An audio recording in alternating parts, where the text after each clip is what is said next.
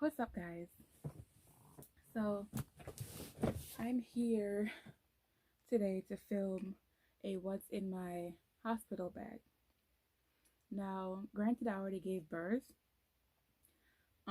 The process was so fast, and due to the coronavirus and all the stuff that's going on right now in America, all the hospitals, um, either they send you home early, or it has to be like a really like serious situation for them to keep you. So I didn't stay at the hospital as long as I anticipated, like my first pregnancy. So I was only at the hospital for 24 hours, but I packed just in case I had to stay any longer than that. So I think I kind of overpacked for the amount of time that I stayed.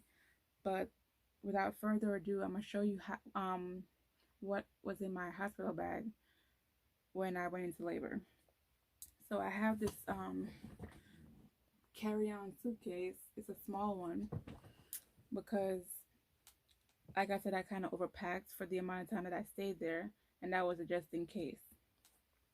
So the first things I have in my hospital bag are some flushable wipes. Even though the hospital provides you with toiletries and stuff, I wanted to bring my own because of this virus that's going around. I just wanted to be prepared and not use the hospitals because there were sick people in the hospital when I went in.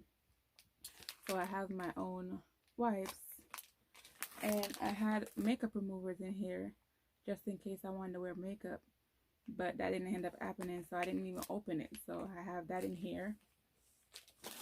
I have some wet ones, and this was to wipe down all the surfaces before I put baby girl on any of them. So I have this. I had another one in here. The other one is somewhere right now, but I had two of these in my hospital bag. Now, another thing that I have in my hospital bag, because I planned on breastfeeding, I told them right away that I plan on breastfeeding, no bottles, no nothing. So I have this little pouch from Pampers, but it has what's this called? Breast pads. It has breast pads in there. So that's what it looks like, and I'm gonna open one just so you can see. This is from the brand Lancino, and it comes like folded like this, and you just open it up, and this is the part that you put your breast on. You just peel it off in the back, stick it in your bra, and put it in your bra. So I had a bunch of these because I knew I planned on breastfeeding. Another thing I have in here is a loofah. I had two of these because my husband and I were going to the hospital together. So I brought two, and I left one at the hospital, so I only had this one because me and my husband just used one. And I know that's kind of, I don't want to say nasty, but some people don't use the same things as their spouse, but it was no need for us to use two when we was only staying there for one night. So we both used one, and then we left it at a hospital, and this is the new one.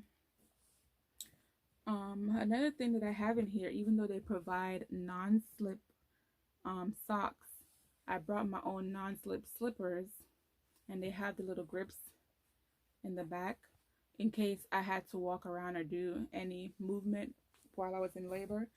But I didn't end up having to walk or anything because when I got to the hospital, I was already 9 centimeters dilated. So I didn't end up needing these. So they were just in case. And when after we left the labor room or the delivery room, we went into our suite, and I didn't even leave the room. I just wore the non-slip socks that they gave us. So I didn't end up needing these. So these are still brand new, but I'll wear them around the house. Now on to what I brought. Well, I'm gonna finish what I brought for myself. I had brought a robe, but when I went into the hospital, I was hot, so I didn't end up using it. So I have this robe right here, this big blue fluffy robe, and I brought blue because my intuition told me I was having a boy because we didn't find out a gender. So it was like I packed for both genders basically. So I had this robe from before, so I just bought this just because in case I got cold. But like I said, I was very hot, so I didn't end up using this. So it's still clean. So it just stayed in the hospital bag. I brought clothes to wear in the hospital, but I didn't leave my room. So I was just lounging around in my what's this called? My nursing bra and the little pads that they give you to bleed in. So I didn't end up wearing clothes, but I wore this as a going home outfit, and this is just like some sweats that's a little bit bigger, so it'll be comfortable because when you give birth, your belly doesn't completely go down. So you need something that's comfortable that fits around your stomach because your stomach's gonna be like a 5 months old 5 month pregnancy belly.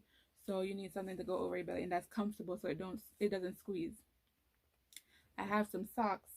I only brought one pair because like I said, the hospital provides you with these things, so you don't need to bring that much. And that's all I brought for myself. And I knew from my first pregnancy that the hospital provides you with toiletries like soap, body wash, mouthwash, lotion, stuff like that. So I didn't bring those things. So hence why it's not in my hospital bag. I was trying to minimize the amount of stuff that I brought with me to the hospital. So that's not in here.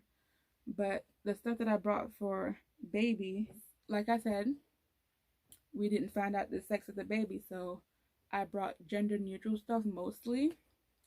So I brought these mitts for the baby, and this is what they look like. Just like a little mitt so they don't scratch themselves because their fingernails are very sharp. So I brought this one with, I think that's monkeys on there. And I brought a little blue one. It came in a pack of 3, so I brought 2. Brought that one and the blue ones because I was hoping for a boy. Not that I'm disappointed with a girl, but that's what I brought. I brought 2 newborn onesies, and I brought this one because it's gray, gender neutral, so I brought that one, and it says dirt magnet on it. So cute.